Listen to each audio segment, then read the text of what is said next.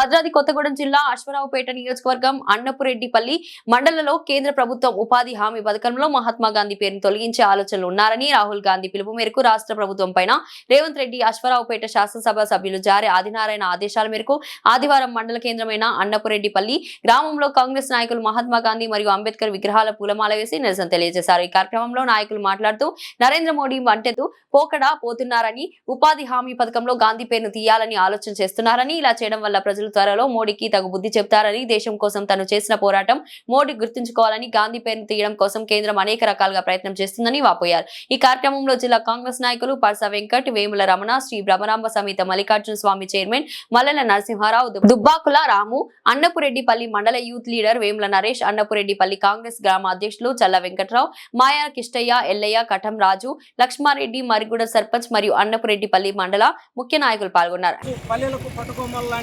ఉపాధి హామీ పథకానికి ఏనాడో పెట్టిన మహాత్మా గాంధీ పేరును తొలగించి దాన్ని కూనీ చేసి చిన్నగా తన పేరు కానీ తనకు సంబంధించిన పేరు కానీ పెట్టుకోవడానికి అడుగులు మొదలుపెట్టాడు। ఇలాంటి కార్యక్రమాలు కనుక మనం ముందు జరగనిస్తే రాబోయే రోజుల్లో రాబోయే సంవత్సరాల్లో కరెన్సీ నోట్ల మీద కూడా గాంధీ గారి బొమ్మ అవసరం లేదు, కరెన్సీ నోట్ల మీద కూడా ఈ బీజేపీ దీనికి తదితర సంబంధించిన వాళ్ళ ఫోటోలు రావాలని ఆయన గట్టిగా మనసులో ఒక సంచలనమైన నిర్ణయం తీసుకొని ఈరోజు పల్లెలు పట్టుకొమ్మల లాంటి ఉపాధి హామీ కూలీలకు ఉపయోగపడే మహాత్మా గాంధీ పేరుని తీసేసి దాని బదులు వేరే పేరును పునర్నిర్మాణం చేయడానికి ఆయన చాలా కంకణం కట్టుకున్నట్టు కనపడుతుంది। దీన్ని ఎవరు కూడా సహించేది లేదు। మరీ ముఖ్యంగా సోనియా గాంధీ గారి నాయకత్వంలో, ఖర్గే గారి నాయకత్వంలో, సోనియమ్మ నాయకత్వంలో, రేవంత్ రెడ్డి గారి నాయకత్వంలో తెలంగాణ రాష్ట్రం నుంచి ఏ కాంగ్రెస్ కార్యకర్త కూడా దీన్ని సహించేది లేదు।